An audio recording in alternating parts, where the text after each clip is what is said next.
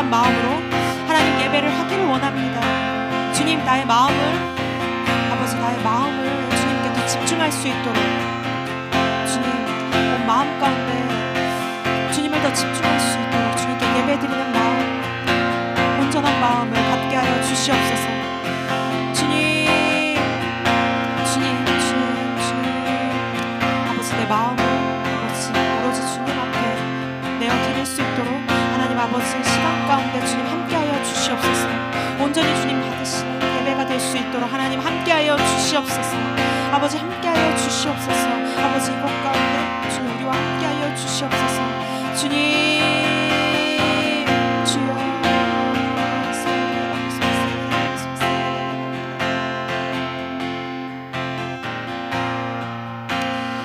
예수 피를 힘입어 함께 찬양합시다. 주의 보좌로 나아갈 때, 주의 보좌로 나아갈 때 어떻게 나가야 할까?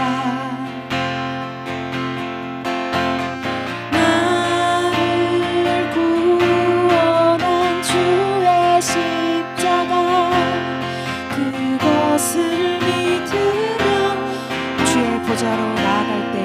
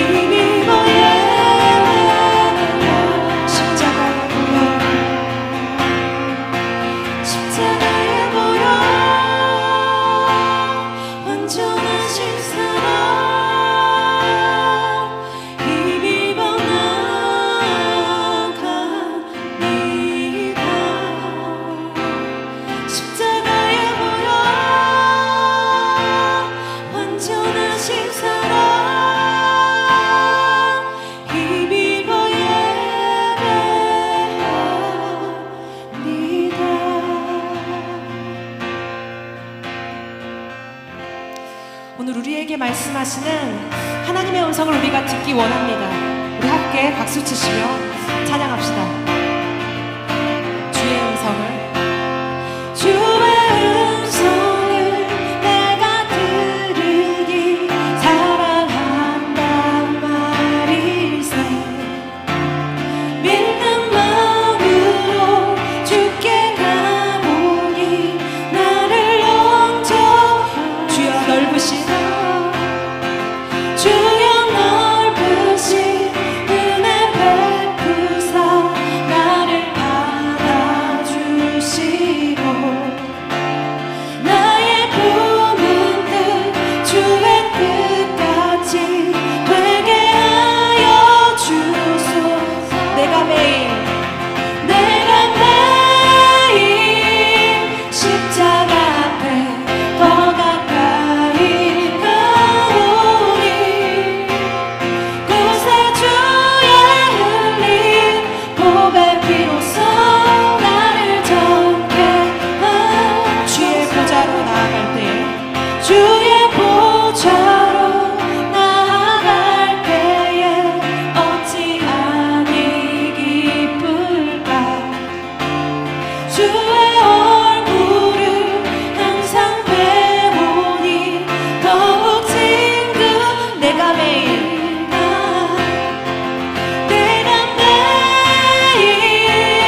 십자가 앞에 더 가까이 가오니 그새 주의 흘린 보배 피로써 나를 정케 하소서. 우리 구주의 우리 구주의 넓은 사랑을 증명할 자 없으며 주가 주시는 참된 기쁨도 헤아릴 수. 우리 한 번 더 찬양합시다. 주님의 그 넓으신 사랑 주의 넓은 사랑을 증명할 자 없으며 주가 주시는 참된 기쁨도 헤아릴 수 없. 내가 매일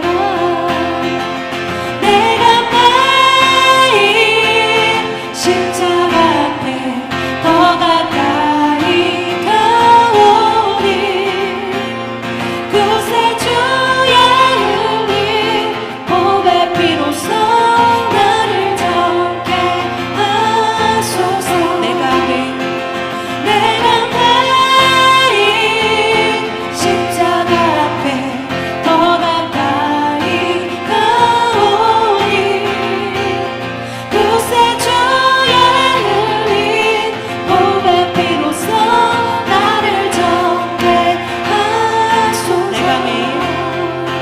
내가 매일 십자가 앞에 더 가까이 가오니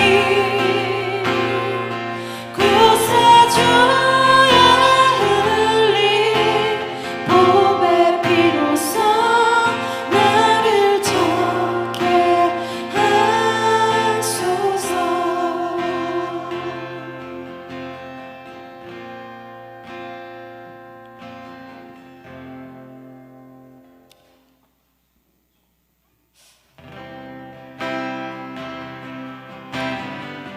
나는 주를 섬기는 것에 후회가 없습니다. 찬양합시다.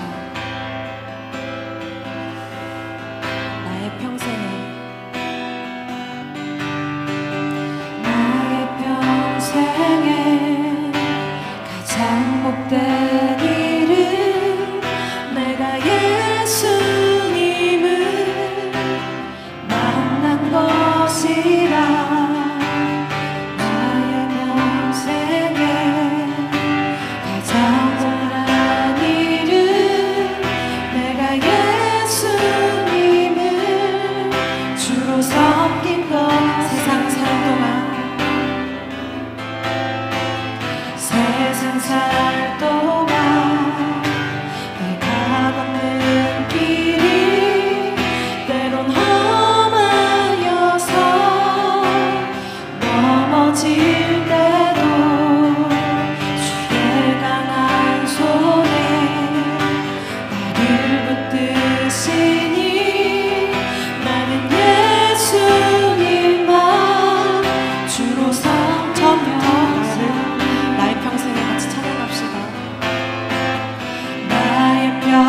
평생에 가장 복된 일은 내가 예수님을 만난 것이라. 나의 평생에 가장 잘한 일은 내가 예수님을 주로 섬긴 것이라. 나를 주로 섬기는 것에 나를 주를 섬기는 것에 후회가 없습니다. 내가 걸어온 모든 시간 다 주의 은혜니. 내가 걸어갈 모든 날도 주만 섬기며 살리. 오직 예수 이름 부르며 살아가리라. 나의 평생에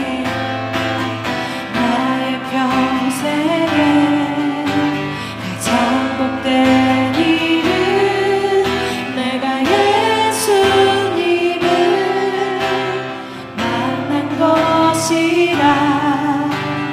나의 평생에 가장 잘한 일은 내가 예수님을 주로 섬긴 것.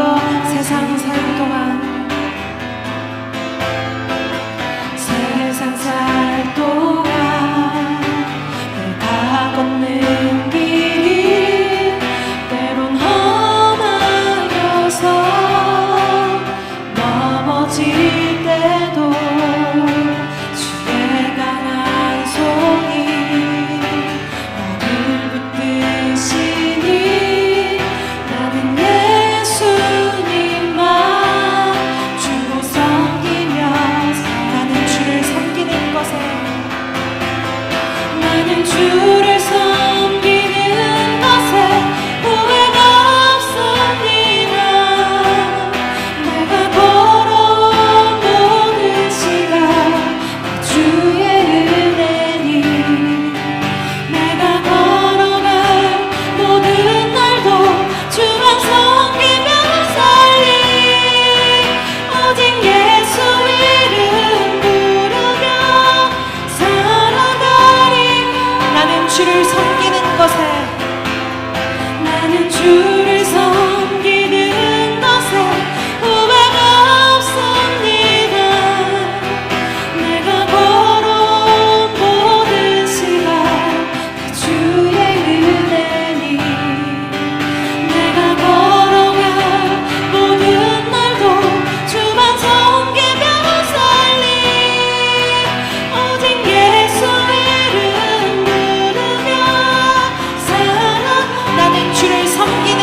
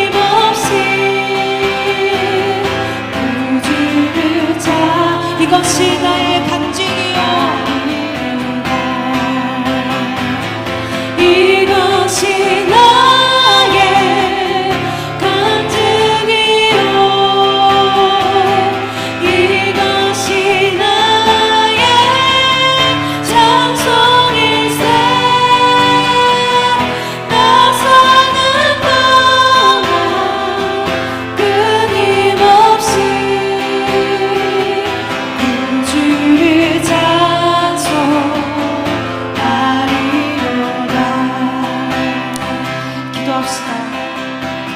나를 살리시고 나를 구원해 주신 주님께 영광 돌립니다. 내 평생에 가장 잘한 일은 예수님을 만난 것입니다. 주님을 찬양합니다. 주님을 경배합니다.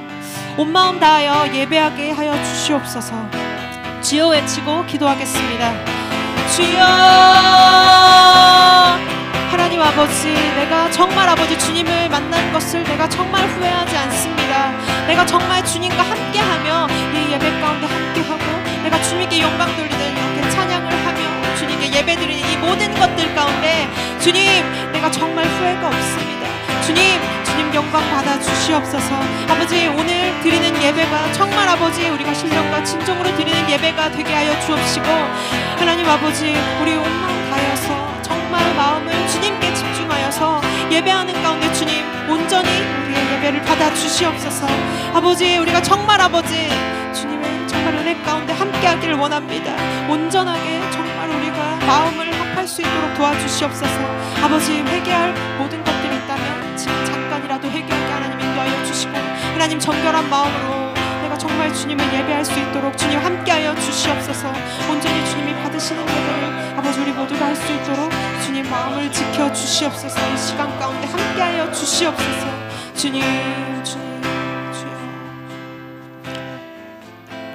하나님 아버지, 우리가 이 자리에 있는 것이 하나님의 은혜고 이 자리에서 예배 드릴 수 있는 것도 하나님의 은혜입니다.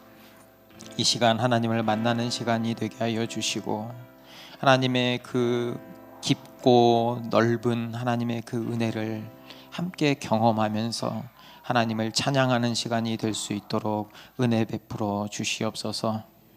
감사합니다. 예수님의 이름으로 기도합니다. 아멘. 사도신경으로 우리의 신앙을 고백하겠습니다.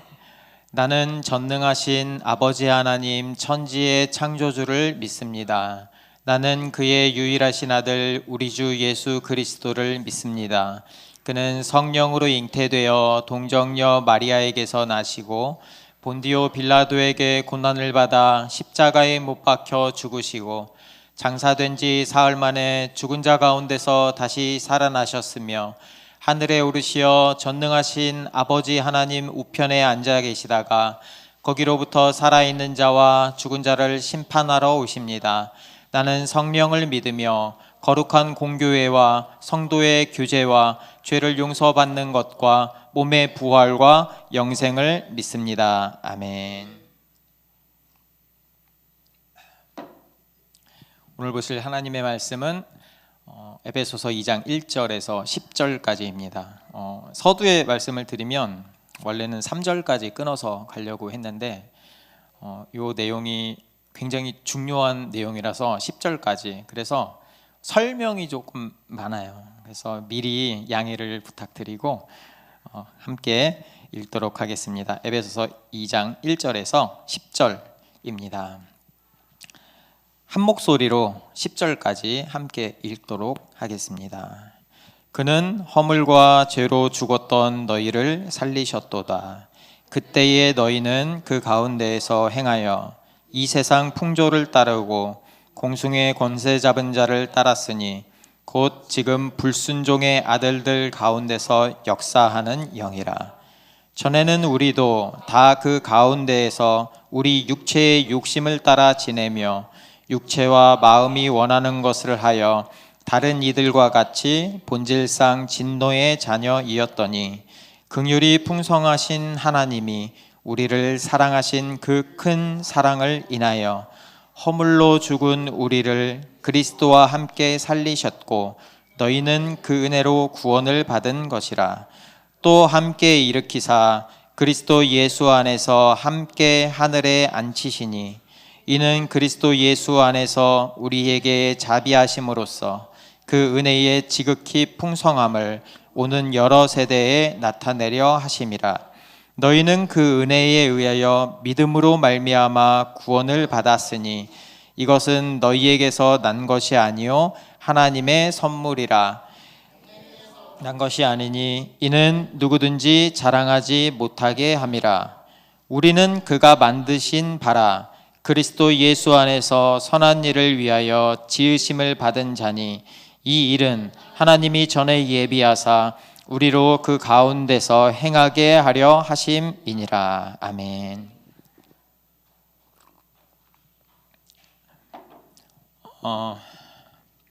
다수의 의견이 항상 정답은 아니죠.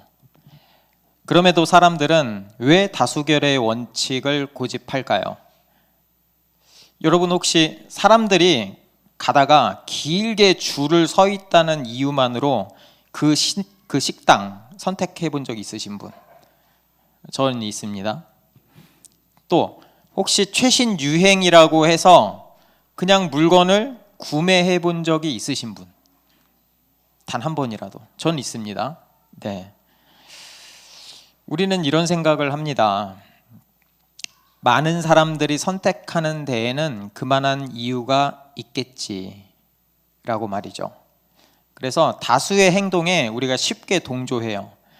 설마 그 많은 사람들이 비합리적이고 잘못된 판단을 내릴 것이라고는 생각하지 않죠. 그렇죠?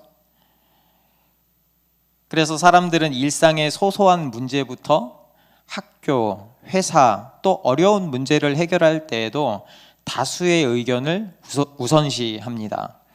그러면서 암묵적으로 또는 드러내놓고 소수의 의견을 가진 사람들을 차별하고 그들이 생각을 바꾸도록 강요하는 경우가 많아요. 하지만 다수가 항상 옳지는 않죠. 우리 그 사실은 알고 있잖아요. 실제로 큰 돈을 버는 사람들은 남들에게 쉽게 동조되지 않는 사람들이라고 합니다. 제가 이번이 두 번째 워렌 버핏을 이야기하는데, 워렌 버핏의 명언 중에 이런 말이 있습니다. 다수의 의견에 휩쓸리지 마라. 대중의 의견이 항상 옳은 것은 아니다 라고 말이죠. 주식해 보신 적 있으신 분? 네, 손 들라고는 안 하겠습니다. 에베소 시대의 다수는 무엇이었을까? 다신교의 도시였던 에베소, 거대한 아데미 신상과 로마 황제들의 신상이 내려다 보이고 황제와 여신을 숭배하는 찬송으로 가득한 이곳이 바로 에베소였습니다. 경제적으로 엄청나게 부강한 나라. 제가 그때도 한번 설명드렸죠. 맨하튼 같은 나라. 그렇죠? 도시 중에 도시. 그때 그 시절의 사람들은 에베소의 그 부요함이 아데미 여신을 숭배한 덕분이다라고 여겼습니다. 그래서 아데미 신전은 해외에서도 그 국내 안에서도 찾아오는 수많은 참배객들로 북적였습니다. 그리고 그 1세기 로마 제국은 로마 황제도 신이잖아요. 로마 황제를 주가 왕이라는 뜻이거든요. 주와 신으로 인정하지 않는 사람들을 혹독하게 박해했습니다. 주와 신으로 섬기지 않는 소수는 누구였을까요? 그게 바로 그리스도인이었죠. 기독교 신자들은 자신의 신앙을 지키기 위해서 경제적, 사회적 손실을 감당했을 뿐만 아니고 목숨도 내놓아야 했습니다. 그 중에 초기 기독교 분파 중에 니골라당이라고 있어요. 니골라당은 이 아주 열심히 믿는 그 사람들을 이렇게 회유했어요. 야, 우리 살아야 되잖아. 그러니까 로마 제국하고 타협하고 우리가 세상에서 성공해야 되지 않겠니? 그렇게 우리가 살아남아야 사람들에게 효과적으로 복음을 전할 수 있는 거잖아. 받아들이자 우리. 이렇게 말하는 사람들도 있었어요. 정말 그럴듯하지 않습니까? 여러분이 만약에 그 환경, 그 상황이라면 어떤 결정을 하겠습니까? 다수의 편에 서겠습니까? 적당히 타협하겠습니까? 아니면 외롭고 힘들어도 내 목숨을 잃을 수 있는 위험이 있더라도 소수의 편에 서겠습니까? 오늘날도 그리스도인으로서 살아가는 것은 쉽지 않습니다. 몇몇 사람들이 저한테 이런 질문을 해요. 너 왜 그렇게 사니? 뭐 그렇게 유별나게 사니? 이렇게 말이죠. 그런 이야기를 들으면 좀 주눅 들기도 하고 움츠러들기도 합니다. 그리고 매 순간 적당히 타협을 하고 싶은 순간이 저에게 종종 찾아옵니다. 저만 아는, 그렇죠? 남들은 모르는. 그럴 때면 적당히 넘어갔는데 그 뒤에 이 현타라고 그러죠. 현타가 오는 거예요.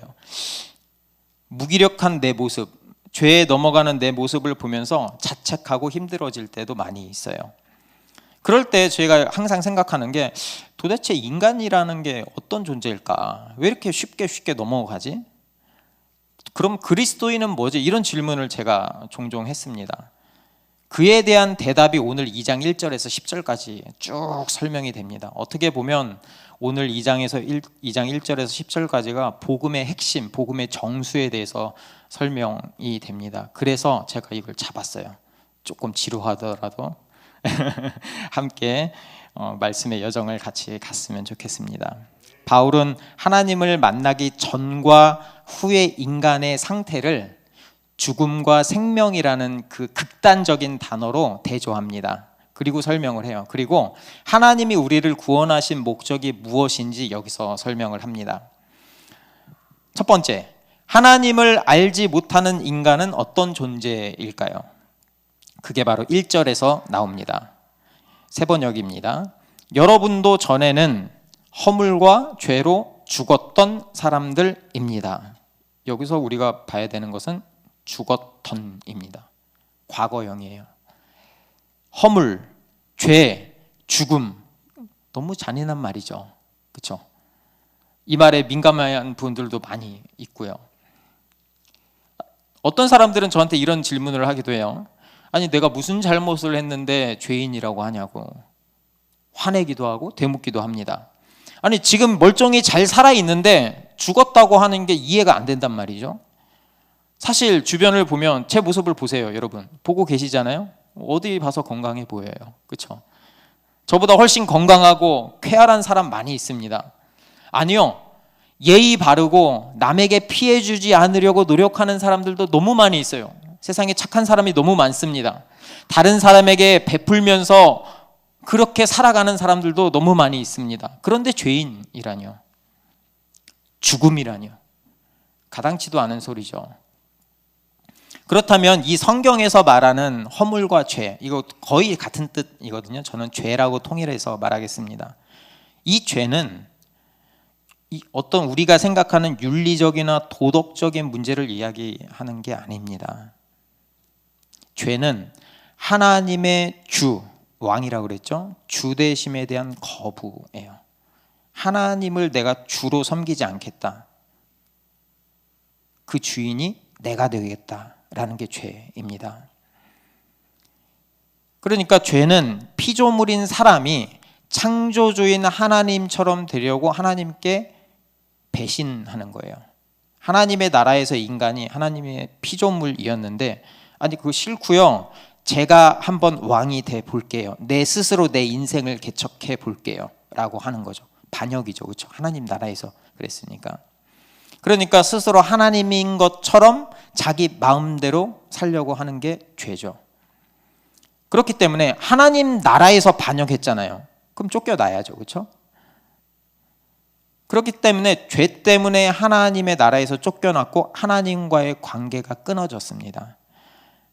성경은 이 죄로 인한 하나님으로부터의 단절을 죽음이라고 표현합니다. 그게 바로 영적인 죽음입니다. 우리가 죽었기 때문에, 영적으로 죽었기 때문에 겉으로 볼 땐 우리가 다 살아있지만 영적으로는 무감각해요. 특별히 하나님의 말씀에 무감각합니다. 그러니까 아무리 하나님 말씀을 전해도 받아치는 거예요. 들어가질 않는 거예요. 죽었기 때문에 반응이 없잖아요. 그러니까 내가 스스로 하나님께 다가가서 관계를 회복할 가능성이 전혀 없습니다. 왜? 죽어 있으니까.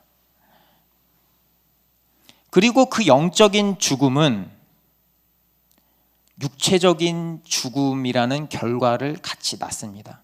영이 죽었기 때문에 결과적으로 육체도 죽게 됩니다. 결국 모든 생명체는 흙으로 돌아갑니다. 사람은 하나님처럼 되고 싶어서 하나님을 배신했죠.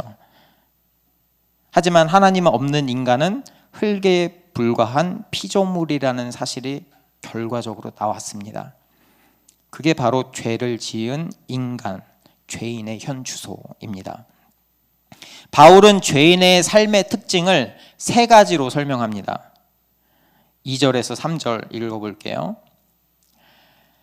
그때에 너희는 그 가운데서 행하여 이 세상 풍조를 따르고 공중의 권세 잡은 자를 따랐으니 곧 지금 불순종의 아들들 가운데서 역사하는 영이라. 전에는 우리도 그 가운데서 우리 육체의 욕심을 따라 지내며 육체와 마음이 원하는 것을 하여 다른 이들과 같이 본질상 진노의 자녀였더니 이 세상 풍조를 따르고 공중의 권세 잡은 자를 따르고 육체의 욕심을 따른다. 이 세 가지. 첫째, 이 죄인은 이전에 이 세상 풍조를 따라 살았습니다. 이 세상 풍조는 지금 우리가 살아가는 이 세상을 이야기합니다. 그런데 그 중에서 하나님의 뜻과 반대되는 세계관이나 가치관을 자신의 삶의 방식으로 살아가는 걸 이야기합니다.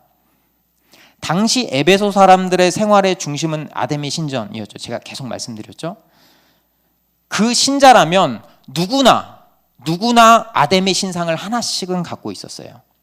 왜냐하면 그 신상이 있어야 신전에 출입할 수 있었어요.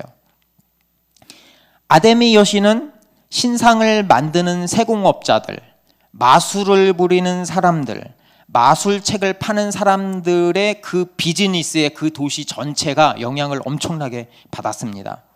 세계 각지에서 사람들이 몰려들었거든요. 그곳에서는 종교 행사도 매우 자주 열렸습니다. 그들의 예배는 이렇습니다. 조금 과한 사실이니까 제가 설명을 할게요. 아담의 여신에게 남자 여자 모두 이렇게 가서 절하고 거기에 남자 여자 사제가 있어요. 남자 여자 사제와 성관계를 합니다. 그게 예배였어요. 어린 아이들도 그 예배를 당연하게 생각했습니다. 어느 누구도 그 시대의 사람들은 그것을 죄라고 여기지 않았어요. 오히려 신성하게 여겼습니다. 그들에게 그런 삶은 일상이었죠.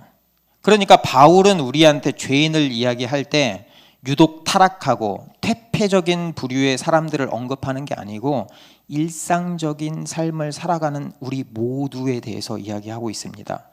그 배후에는 누가 있을까요? 공중의 권세 잡은 자, 사탄이 있죠. 그러니까 사탄은 세상의 가치관과 인간의 탐욕을 이용해서 사람들이 하나님에게서 더 멀어지게 만드는 거예요. 우리 모두가 내가 주인이 되는 삶, 내가 성공하는 삶, 남들 위에 군림하는 삶, 쾌락을 즐기는 욜로라고 하죠. 아주 예쁜 말로 욜로라고 하잖아요. 쾌락을 즐기는 그런 삶을 갈망하죠. 그렇죠? 누구나 그렇죠. 인간도 한번 그 맛을 보면, 세상의 그 맛을 보면 거기서 헤어나오질 못해요. 마치 마약에 중독되는 것처럼 처음에는 한 발을 들이는데 그 다음부터는 내가 자발적으로 사탄을 따르게 됩니다. 그 가치관을 따라 살게 되죠. 매일의 일상 속에서 그들은 자기 욕심대로 행하면서 하나님께 죄를 짓죠. 이미 우리는 사탄의 노예가 되어 있었죠. 매일 죄를 짓기 때문에 하나님은 공평하신 분이거든요. 죄에 대해서 판결을 정확하게 하시는 분이거든요. 그러니까 하나님의 진노를 피할 수가 없어요. 우리의 매일의 삶이 죄이기 때문에. 그렇기 때문에 성경에서는 우리를 본질상 진노의 자녀라고 말합니다. 하나님의 진노를 받을 수밖에 없는 처지는 모두에게 똑같았어요. 누가 더 착하다, 누가 더 못됐다, 그런 개념이 아닌 거죠. 제가 이 죄에 대한 그 설명을 어떻게 하면 좀 더 쉽게 이해할 수 있게 설명을 드릴까 하다가 어떤 책에서 이런 예화를 찾았어요.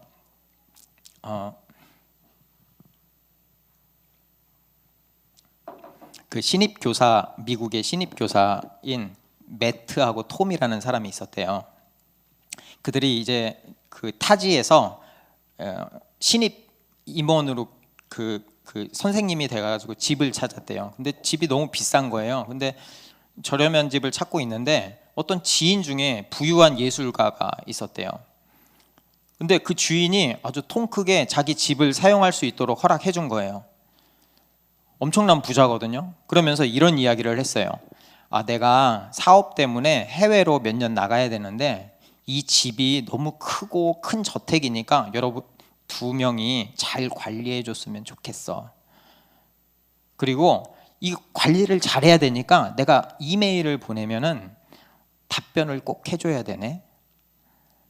이러고 아주 저렴한 가격으로 임대를 해줬어요. 근데 이 매트라는 사람은 굉장히 자유분방한 사람이거든요. 파티를 엄청 좋아하는 거예요. 그러니까 친구들 데려와서 술 마시고 막 벽에 던지고 막 하니까 담배 자국으로 막 가구가 훼손되고 벽지가 누렇게 되고 진흙이 막 쌓이고. 그래서 주변 사람들은 매트를 보면서 쟤는 이제 주인 오면 쫓겨나겠다 이런 생각을 했대요. 당연하죠. 근데 반대로 톰은 굉장히 예의 바른 사람이었어요. 굉장히 정돈됐고요. 그러니까 그가 사는 한쪽 서쪽 별채는, 동쪽은 매트가 살았고 톰이 사는 별채는 굉장히 깨끗했어요. 사람들은 이 톰을 보면서 아, 저렇게 관리를 잘했으니까 톰은 계속 살 수 있겠네 이렇게 생각을 했습니다. 근데 막상 집주인이 돌아오니까 둘 다 쫓겨났습니다. 사람들이 놀랬죠. 그래서 집주인에게 물어봤어요. 아니, 매트가 쫓겨난 건 이해가 되는데 왜 톰까지 쫓아내요? 이렇게 하니까 집주인이 이렇게 얘기했어요. 나도 그 두 사실을 다 알고 있어요. 매트는 지저분하고 톰은 깔끔했죠. 근데 둘 다 나를 똑같이 대했어요. 둘 다 나를 똑같이 무시했어요. 왜요? 제가요, 관리를 잘 해야 되니까 이메일을 보내라고 그러는데 이메일을 안 보냈어요. 그래서 집이 다 망가졌어요. 그리고 집세를 안 냈어요. 둘 다. 여러분 상식적으로 쫓겨난 이유가 이제 납득이 되세요? 둘 다 집주인을 무시했어요. 당연히 해야 될 집주인의 그 요구를 행하지 않았어요. 이 예화는 하나님을 대하는 우리의 태도를 잘 보여줍니다. 우리는 지금 하나님이 맡기신 이 세상에서 우리가 살아가죠. 그분이 베푸신 환경을 누리면서 우리가 살아갑니다. 그런데 우리는 그분을 무시하고 그분의 요구를 따르지 않죠. 그게 착하나 못되나 똑같다는 거죠. 어떤 사람은 자신의 인생을 매트처럼 엉망진창으로 망가뜨립니다. 그냥 되는 대로 사는 거죠. 그래서 모든 관계가 깨어지죠. 그런데 이 톰 같은 사람은 굉장히 예의 바르고 착하거든요. 정돈되고 깨끗한 생활을 하죠. 나름 교회 생활도 열심히 하고 사람들에게 친절하고. 그런데 그들 안에 다 자신만을 사랑하는 거예요.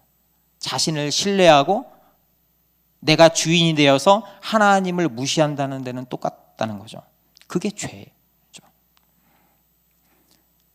하나님의 은혜가 없다면 영원히 죽은 우리는 세상 문화와 사탄의 권세와 육체의 욕망에 사로잡혀 살아갈 수밖에 없어요. 그래서 영원한 심판을 받을 수밖에 없죠. 다시 말해서 이 말은 역설적으로 무슨 이야기를 하냐 하면 우리에게는 구원자가 있어야 된다는 얘기예요. 우리는 죽었기 때문에. 구원자가 없으면 안 돼요. 우리는 본질상 죽었기 때문이죠. 그렇다면 우리를 살리는 그 소식이 어디서 주어질까? 이 바울은 4절에서 우리의 절망스러운 상태를 구원해 주신 하나님에 대해서 긍휼이 풍성하신 하나님으로 소개합니다. 이 앞에 우리 성경에는 그러나가 없는데 실제 원어에서는 그러나가 있습니다. 앞에서 절망적인 상태를 설명하고 그러나 이렇게 설명합니다. 그러나 긍휼이 풍성하신 하나님이 우리를 사랑하신 그 큰 사랑을 인하여. 긍휼은 가엾게 여기는 마음을 말해요. 이 긍휼의 어원이 라함, 어머니의 자궁이라는 뜻이거든요. 자궁에서 아이가 크잖아요. 그런 마음을 이야기해요. 조금 더 이야기를 하면은 자신의 젖을 빠는 아이를 바라보면서 느끼는 그 어머니의 감정, 그걸 이야기합니다. 그런데 여러분, 여기서 조금 더 나아가야 돼요. 긍휼을 이해할 때는 긍휼은 단순한 그런 감정을 이야기하는 게 아니고 사랑을 표현이나 행위로 드러내는 것까지 나아가는 것을 긍휼이라고 이야기를 합니다. 인간은 하나님을 떠났죠. 죄 때문에 심판받아 마땅했죠. 하지만 하나님은 우리의 그런 모습을 보고 긍휼히 여겨주셨어요. 마음을 아파하셨어요. 아기의 아픔을 바라보는 그 어머니의 마음처럼 아파하신 거죠. 사실 우리는 날마다 하나님을 대적하면서 사탄을 따르던 죄인이죠. 구원을 받을 자격도 가치도 없는 죄인이죠. 당장 심판에도 할 말이 없는 죄인이죠. 하지만 하나님은 그런 우리를 살리기 위해서 안타까워 하셨을 뿐만 아니고 자신의 아들 예수 그리스도를 십자가에 죽게 하시는 행동까지 하십니다. 그 죄에 대한 대가를 치른 거죠. 그게 바로 아들의 죽음이죠. 여기서 더 놀라운 것은 우리가 받은 그 구원의 성격입니다. 우리의 구원은 그리스도와 함께 하는 구원입니다. 5절과 6절입니다. 허물로 죽은 우리를 그리스도와 함께 살리셨고 너희는 은혜로 구원을 받은 것이라. 또 함께 일으키사 그리스도 예수 안에서 함께 하늘에 앉히시니. 하나님의 그 긍휼이 행동하심이 세 가지 단계로 드러납니다. 첫 번째는 하나님은 우리를 그리스도와 함께 살리셨습니다. 우리는 믿음으로 그분의 죽음과 부활에 동참하게 되죠. 마치 전구가 소켓에 끼워져야 전력을 얻잖아요. 그렇죠? 이제 우리는 그리스도 안에서 영적인 생명을 공급받게 되는 거죠. 죽었던 우리가 다시 살아난 것입니다. 두 번째는 하나님은 우리를 그리스도와 함께 일으키셨습니다. 부활하신 예수님은 사탄의 권세를 이기시고 주가 되셨죠. 이거는 마치 그 국가대항전이라고 생각하면 돼요. 여러분 2002년 월드컵 기억하시죠? 그렇죠? 8강 어느 나라랑 했는지 아세요? 기억하세요? 스페인하고 했습니다. 연장전 가고 페널티킥 그 연장 승부까지 갔죠. 마지막에 누가 찬지 아세요? 그렇죠. 홍명보가 찼습니다. 홍명보의 마지막 골이 들어가면서 대한민국이 승리했죠. 홍명보가 공을 찼지만, 한 명이 공을 찼지만 대한민국이 이겼다라고 우리는 말합니다. 예수 그리스도가 이긴 것은 그분을 대표한 그분과 함께 하는 우리가 사탄을 함께 이긴 거예요. 함께 일으키셨습니다. 세 번째 단계는 하나님은 우리를 그리스도와 함께 하늘에 앉히셨습니다. 왜냐하면 그분이 계신 자리가 곧 우리의 자리이기 때문이죠. 하나님의 오른편에 앉았다는 얘기는 통치자라는 말이잖아요. 그렇죠? 그래서 우리는 장차 예수님과 연합해서 회복된 세상을 다스려 나갈 거예요. 그럼 이쯤 되면 좋은 말인지 알겠는데 왜라는 질문이 나오는 거죠. 도대체 왜? 그래, 내가 죄인인 거 알겠어. 그래, 그리고 다 알겠는데 도대체 왜 그런 은혜를 나한테 베풀어 주지? 도대체 왜? 그게 7절에 나옵니다. 7절입니다. 이는 그리스도 예수 안에서 우리에게 자비하심으로써 그 은혜의 지극히 풍성함을 오는 여러 세대에 나타내려 하심이라. 하나님의 구원의 목적은 모든 사람이 하나님의 은혜를 영원토록 대대손손이 보게 하기 위해서예요.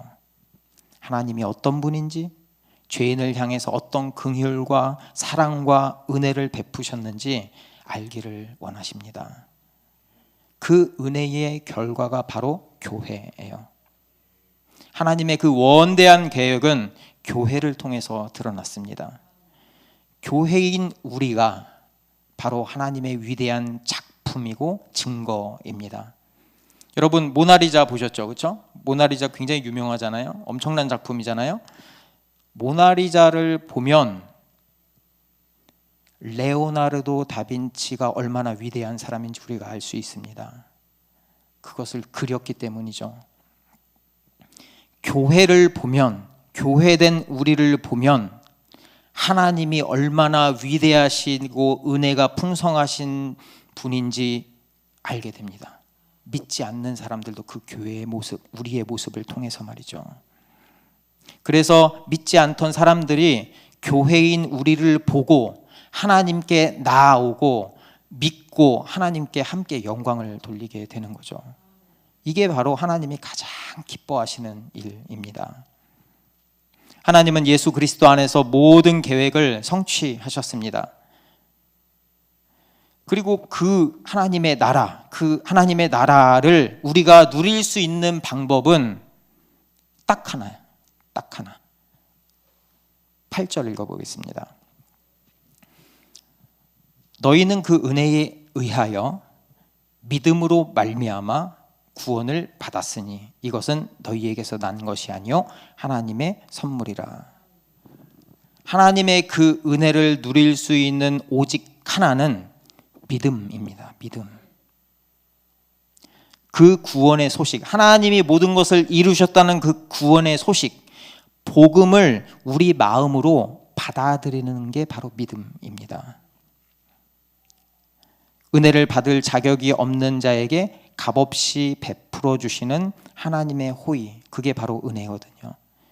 앞에서 설명한 것처럼 죄인은 이미 허물과 죄로 죽었던 사람입니다. 자기 구원을 위해서 자기 스스로 할 수 있는 게 아무것도 없어요.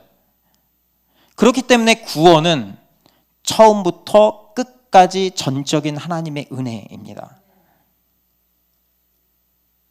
그러니까 내가 믿음이 좋아서 믿었다고 하면 안 돼요. 어떤 사람은 끝까지 들어도 안 믿어져요. 내가 한 게 아니거든요. 이 자리에 우리가 앉아 있다는 것 자체가 하나님의 은혜입니다. 바울이 말하는 그 믿음의 본질은 무엇인가? 그게 로마서 10장 9절에서 10절까지 나와 있습니다. 내가 만일 내 입으로 예수를 주로 시인하며 또 하나님께서 그를 죽은 자 가운데서 살리신 것을 내 마음에 믿으면 구원을 받으리라. 사람이 마음으로 믿어 의에 이르고 입으로 시인하여 구원에 이르느니라. 이게 바로 믿음이에요. 믿음은 구원의 기쁜 소식, 하나님의 그 은혜에 대한 마음의 반응이에요. 그래서 내게는 아무런 소망이 없구나. 오직 하나님이 예수 그리스도를 통해 이 모든 일을 하셨구나. 이제 나는 그분을 의지해서만 구원받을 수 있구나. 그것을 인정하고 하나님께 나아오는 것이 바로 믿음입니다. 이거를 조금 더 쉽게 설명하면 제가 찾아보니까 이런 게 있어요. 얼마 전에 뉴스를 보니까 우리나라에 중입자 치료 기계가 도입되었대요. 혹시 들어보신 분? 이게 암을 치료하는 기계래요. 건물 빌딩 12층 높이라고 합니다. 굉장히 비싼 장비인데 이 기계의 성능이 엄청나대요. 전립선 암을 12번 치료를 받으면 한 달 만에 그 암세포가 완전히 사라진대요. 실제로 전립선 암 2기였던 어떤 환자가 한 달 동안 중입자 치료를 받고 난 뒤에 암 조직이 완전히 사라졌다고 합니다. 이 소식은 암 환자에게는 구원의 소식입니다. 왜냐하면 그들에게도 이제 살 소망이 생겼거든요. 그러니까 만약에 내가 암 환자라면 하루빨리 그 기계에서 치료받고 싶어 할 거예요. 그래야 내가 살 수 있다는 확신이 들기 때문이죠. 여기서 우리가 잘 살펴봐야 되는 것은 내 믿음이 암세포를 치료해 준 게 아닙니다. 그렇죠? 기계가 암을 치료해 줬어요. 그렇죠? 믿음은 기계가 내 암을 고쳐줄 수 있다고 인정하고 그 기계에 내 몸을 맡기는 거예요. 정말 구원은 하나님의 우리에게 주신 거죠. 하나님이. 그렇게 우리는 구원받은 거에 대해서 아무것도 자랑할 게 없어요. 내 믿음도 자랑할 게 없습니다. 그저 한없는 은혜로 우리를 구원해 주신 하나님만을 자랑할 뿐이죠. 그렇죠? 암 낳은 사람은 내가 믿었더니 그 기계가 치료해 줬어 이렇게 안 하잖아요. 그 기계가 엄청 대단해서 내 암세포가 치료됐어 이렇게 이야기하잖아요. 그렇죠? 어떻게 이런 일이 가능한가? 왜냐하면 그 구원이 단순히 내 생각이 바뀌는 그 정도의 변화가 아니라 구원이 우리를 완전히 바꾸는 재창조이기 때문입니다. 10절입니다. 우리는 그가 만드신 바라 그리스도 예수 안에서 선한 일을 위하여 지으심을 받은 자니 이 일은 하나님이 전에 예비하사 우리로 그 가운데서 행하게 하려 하심이라. 여기서 만드신이라는 말이 창조했다는 말입니다. 하나님은 우리를 다시 창조하셔서 새 사람이 되게 하셨어요. 우리는 하나님의 작품이죠. 그리스도 예수 안에서 다시 새롭게 지음을 받은 작품입니다. 이게 바로 구원의 본질이에요. 하나님이 우리를 새롭게 창조하신 데에는 목적이 있어요. 뭐든지 목적이 있잖아요. 그게 바로 선한 일을 위해서예요. 선한 일. 우리는 근본부터 원래 죽었었는데 근본부터 생명으로 새롭게 바뀌었죠. 이제 우리는 하나님이 원하시는 그 선한 일, 그 선한 일을 행할 수 있는 존재로 바뀌었어요. 여러분 2절에서 앞선 2절에서 행하게는 행하다 2절에도 있었거든요. 완벽한 대조거든요. 이전에 우리는 허물과 죄 가운데서 행하던 자들이었죠. 사탄의 권세 안에서 그 노예로 어쩔 수 없이 행할 수밖에 없는, 자발적으로 행할 수밖에 없는 존재였죠.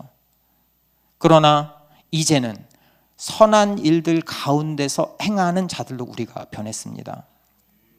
여러분 당시의 에베소 성도들의 삶은 어떻게 변했을까요? 두 가지가 있습니다. 첫 번째는 그들은 많은 사람들 앞에서 내가 이런 죄를 지었습니다. 내가 이전에는 이게 죄인지 몰랐습니다.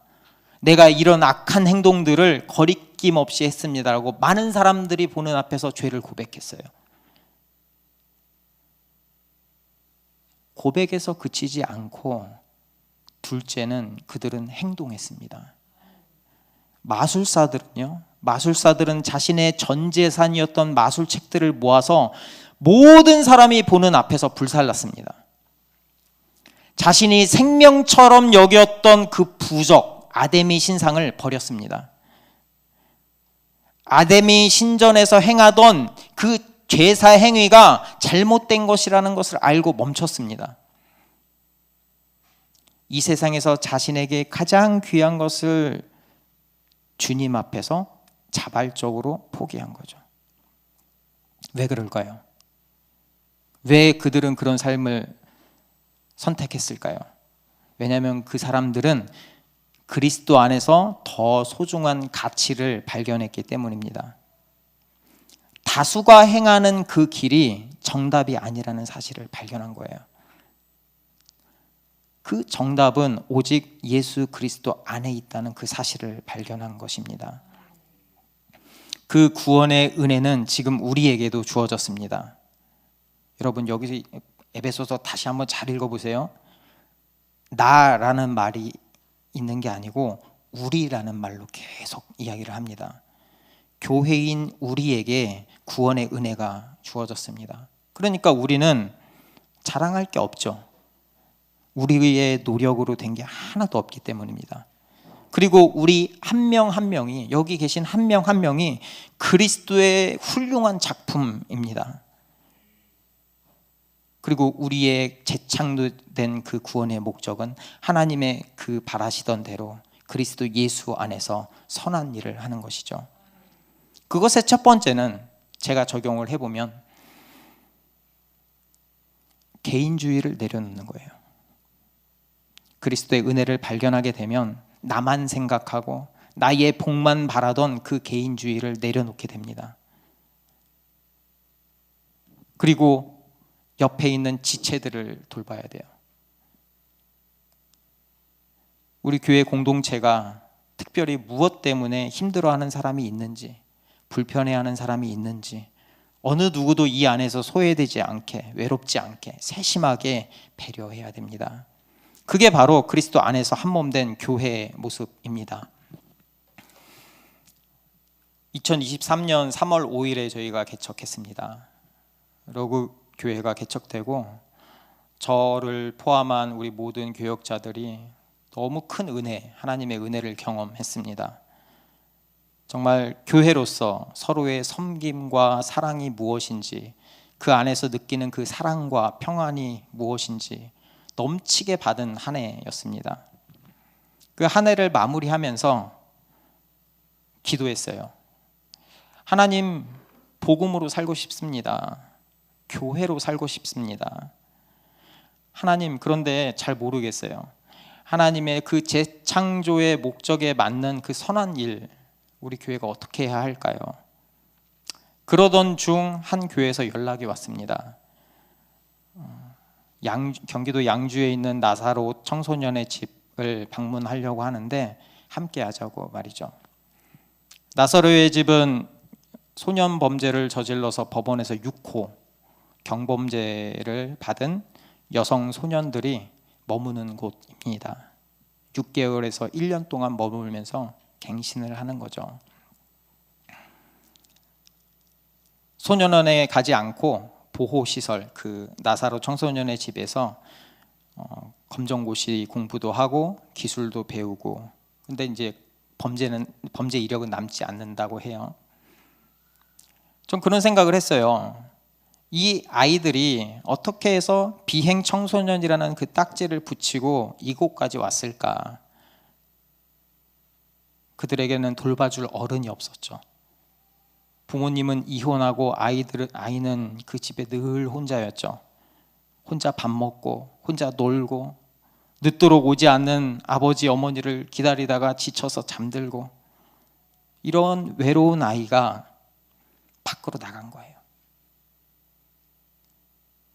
부모님도 학교 선생님도 그 어느 누구도 그의 울타리가 돼주질 못했어요. 그러니까 울타리가 없기 때문에 자기도 모르는 채 비행의 길로 들어서게 된 거죠. 그렇다면 교회된 우리가 할 일은 무엇일까요?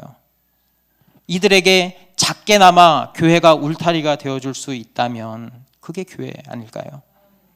이미 죽었던 우리를 구원하신 하나님의 그 은혜를 우리가 생각한다면 그들에게 예수 그리스도의 넘치는 사랑을 조금이라도 나눠주는 것이 하나님의 기뻐하시는 일이라고 생각했습니다. 그래서 12월 23일에 로그교회는 그들과 함께 할 것입니다. 혹시 이 자리에 함께 하고 싶은 분이 계시다면 함께 그 그리스도의 사랑을 전하는데 동참했으면 좋겠습니다.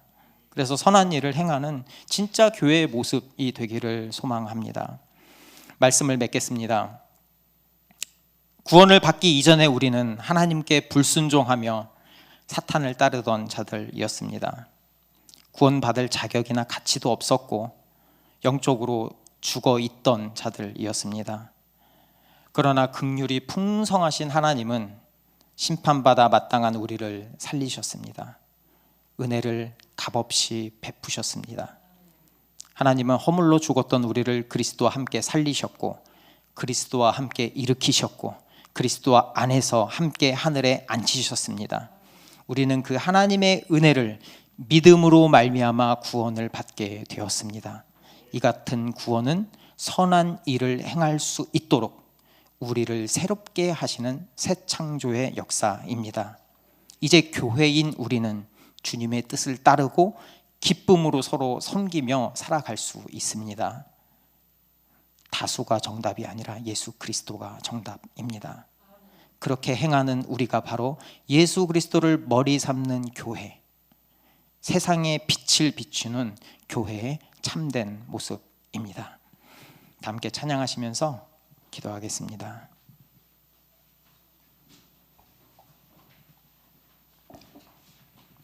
이 시간 정말 하나님의 은혜가 어떤지, 얼마나 감사한지 함께 찬양하면서 나눴으면 좋겠습니다. 나는 주를 섬기는 것에 후회가 없습니다. 나의 평생에 가장 복된 일은 내가 예수님을 만난 것이라. 나의 평생에 가장 잘한 일은 내가 예수님을 주로 섬긴 것. 나의 평생에 나의 평생에 가장 복된 일은 내가 예수님을 만난 것이라. 나의 평생에 가장 잘한 일은 내가 예수님을 주로 섬긴 것. 세상 살 동안 세상 살 동안 내가 걷는 길이 때론 험하여서 넘어질 때도 주의 강한 손이 나를 붙드시니 나는 예수님만 주로 섬기며 살리. 세상 살 동안 세상 살 동안 내가 걷는 길이 때론 험하여서 넘어질 때도 주의 강한 손이 나를 붙드시니 나는 예수님만 주로 섬기며 살리. 나는 주를 섬기는 것에 후회가 없습니다. 나는 주를 섬기는 것에 후회가 없습니다. 내가 걸어온 모든 시간 다 주의 은혜니. 내가 걸어간 모든 날도 주만 섬기며 살리. 오직 예수 이름 부르며 살아가리. 나는 주를 섬기는 것에 후회가 없습니다. 나는 주를 섬기는 것에 후회가 없습니다. 내가 걸어온 모든 시간 다 주의 은혜니. 내가 걸어간 모든 날도 주만 섬기며 살리. 오직 예수 이름 부르며 살아가리라. 우리 다 함께 기도하기를 원합니다.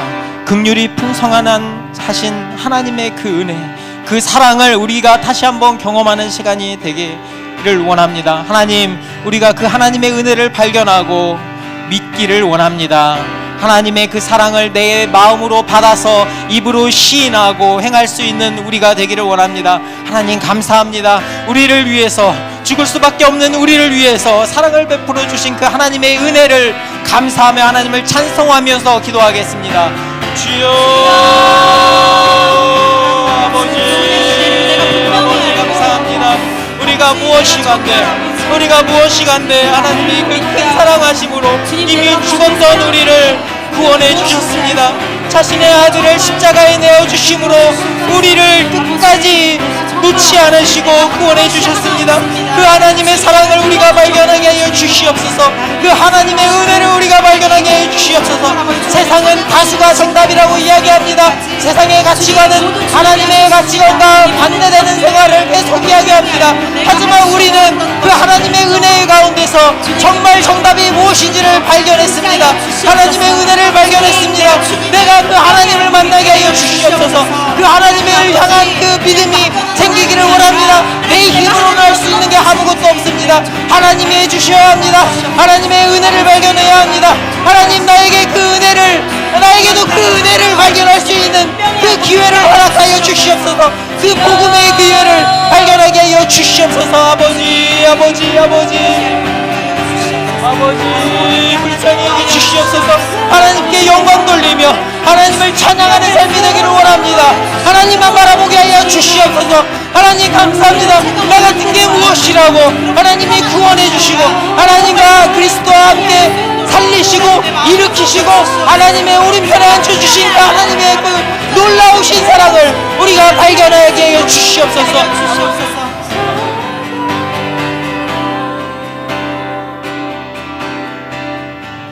이번에 우리가 함께 기도할 제목은 우리가 하나님의 작품입니다.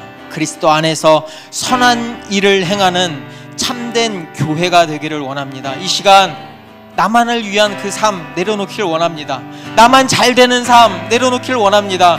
우리는 이미 그 넘치는 복을 이미 받은 특별한 하나님의 작품입니다. 그 받은 그 은혜를 생각하며 그 은혜 우리 나눠야 되지 않겠습니까? 같이 나누고 돌봐주고 기도해주고 서로 살피는 정말 참된 교회 공동체가 되기를 선포하기를 원합니다. 다 함께 기도하겠습니다. 주여, 아버지요, 아버지 감사합니다. 아버지요, 우리가 정말 교회로서 살아가기를 원합니다. 다수가 바라보는 그 삶 하지 않도록 하여 주시옵소서. 하나님이 베풀어 주시는 그 은혜를 발견해서 그 은혜에 감사하며 그 은혜 예수 그리스도의 충만함을 누리는 삶이 되기를 원합니다. 그 충만함은 옆에 있는 지체를 사랑하고 돌봐주고 그 은혜로 함께하는 것이 주여 하나님이 원하시는 삶, 하나님께 영광 돌리는 삶이 될 줄을 믿습니다. 주여 우리가 이제 나사로의 집을 방문합니다.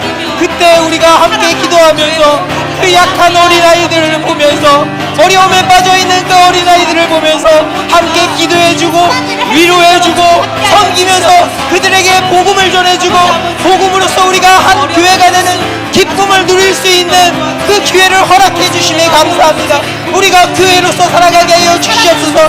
이 안에도 아직 하나님을 바라보지 못하고 있는 사람이 있다면 마음으로 믿어 하나님께 그 믿음을 바라지 못하는 사람이 있다면 이번 기회에 하나님을 발견하게 하여 주시옵소서. 교회의 모습을 통하여 하나님을 발견하게 하여 주시옵소서. 그 은혜의 능력에 크시고 넓으신 그 은혜의 역사를 발견하기를 원합니다. 하나님 감사합니다. 그래서 우리가 살아갈 때 다수의 그 잘못된 가치를 따라 사는 것이 아니고 매일의 삶에 하나님의 말씀을 중심으로 주 예수 그리스도 안에서 살아가게 하여 주시옵소서. 그게 참 교회의 모습, 그게 참 그리스도인의 모습입니다. 우리가 그 은혜의 삶을 살아가기를 원합니다. 아버지 우리가 우리 로그 교회 모든 성도들이 그 교회의 모습으로 살아가게 하여 주시옵소서. 그 은혜를 허락하여 주시옵소서. 정말 넉넉히 남에게 베풀 수 있는 서로가 모든 죄도 주를 섬기며 살래. 오직 예수 이름 부르며 살아가리라. 나는 주를 섬기는 것에 나는 주를 섬기는 것에 후회가 없습니다. 내가 걸어온 모든 시간 다 주의 은혜니 내가 걸어간 모든 날도 주만 섬기며 살리.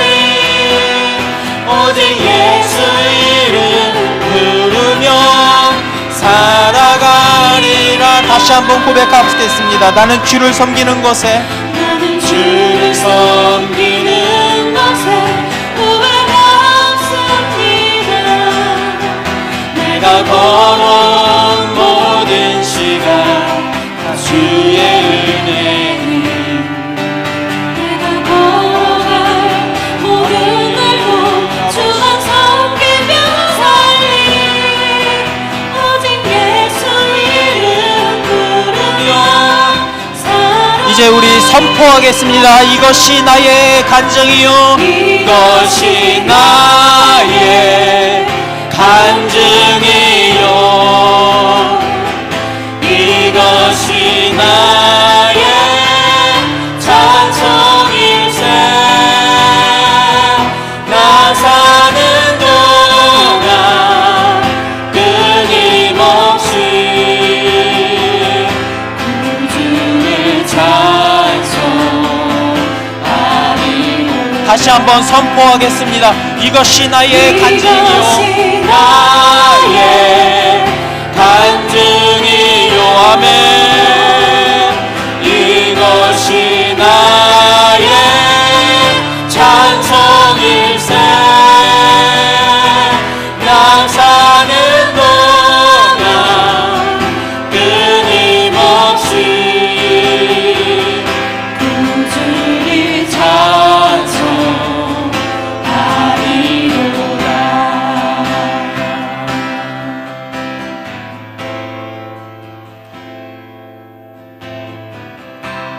지금도 세상은 너 왜 이렇게 유별나게 살아가니? 그렇게 하면 세상을 살아갈 수 있겠니? 이런 말을 우리에게 던지고 있습니다. 에베소 성도들에게도 똑같은 질문이 있었을 것입니다. 우리에게도 똑같은 질문이 있죠.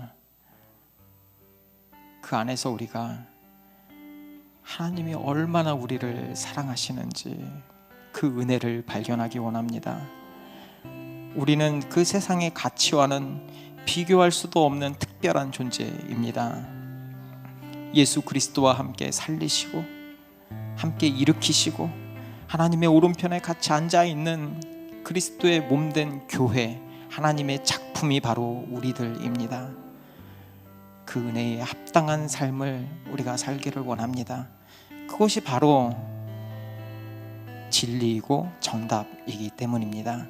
우리가 기쁨으로 살아가면서 매 우리의 일상의 삶이 하나님을 찬양하는 간증이 되고 작품이 되길 원합니다. 우리가 그렇게 살아가게 하여 주시옵소서. 이제는 우리를 구원하신 예수 그리스도의 무한하신 사랑하심과 하나님을 배신하고 떠나갔던 우리를 긍휼하신 하나님이 놓지 않으시고 끝까지 사랑하시는 그 하나님의 넓으신 사랑하심과 우리를 교회로서 살아가게 힘주시고 능력 주시는 성령 하나님의 그 은혜가 지금부터 영원토록 함께할지어다. 아멘.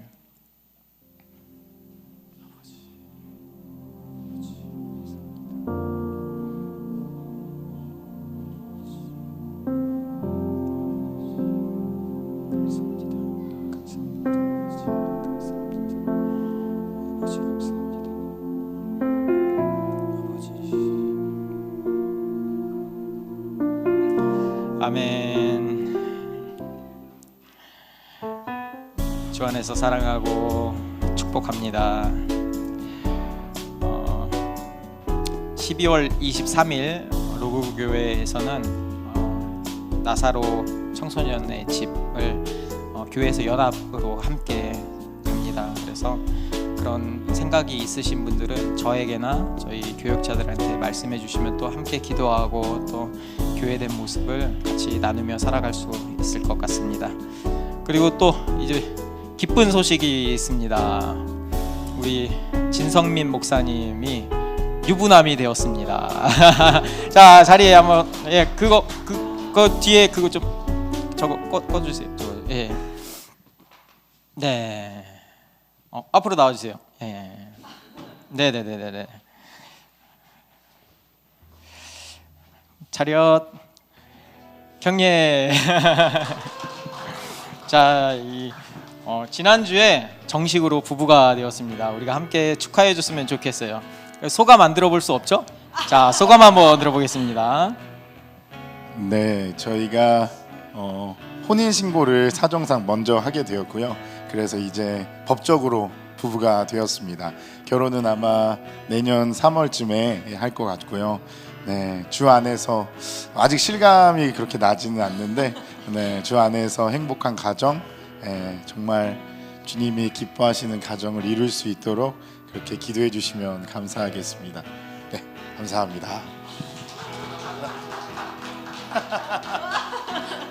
네, 저요? 아, 네, 감사합니다.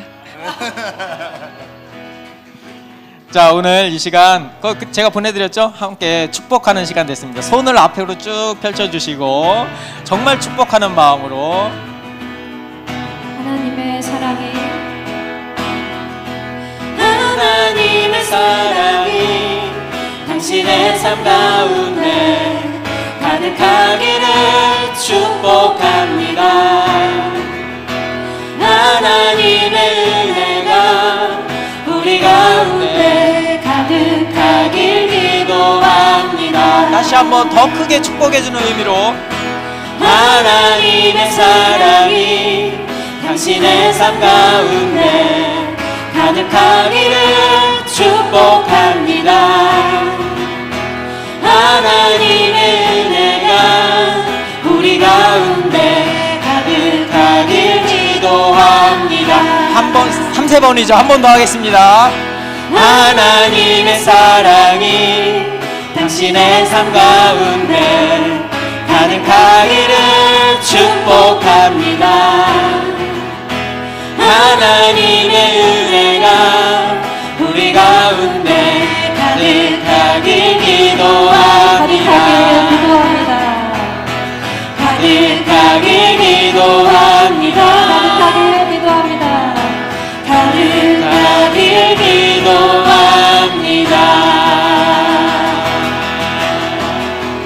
자, 제가 기도하겠습니다. 네, 기도하겠습니다. 사랑의 하나님, 새로운 한 가정을 허락하신 주님, 감사와 영광과 찬송을 하나님께 올려드립니다. 정말 교회로 한몸된 그 모든 것의 표본이 가정이라고 말씀하신 주님, 정말 한몸된 교회의 모습으로 서로 섬기고 서로 아끼며 서로 사랑하며 살아가기를 원합니다. 그 가정 가운데서 하나님의 기뻐하시는 그 모습, 교회된 모습이 철철 흘러 넘치도록 하나님 은혜 베풀어 주시옵소서. 앞으로 살아갈 날이 얼마나 창창한지요. 그 살아갈 날 힘들고 어렵고 기쁘고 어떤 일이 있더라도 우리의 중심에는 그 예수 그리스도 한 분만 바라보며 살아가게 하여 주시옵소서. 그래서 그리스도 안에서 충만함, 은혜의 충만함을 누리는 가정이 되기를 원합니다. 감사합니다. 예수님의 이름으로 기도합니다. 아멘. 다시 한번 박수. 같이 식사하시고 교제했으면 좋겠습니다.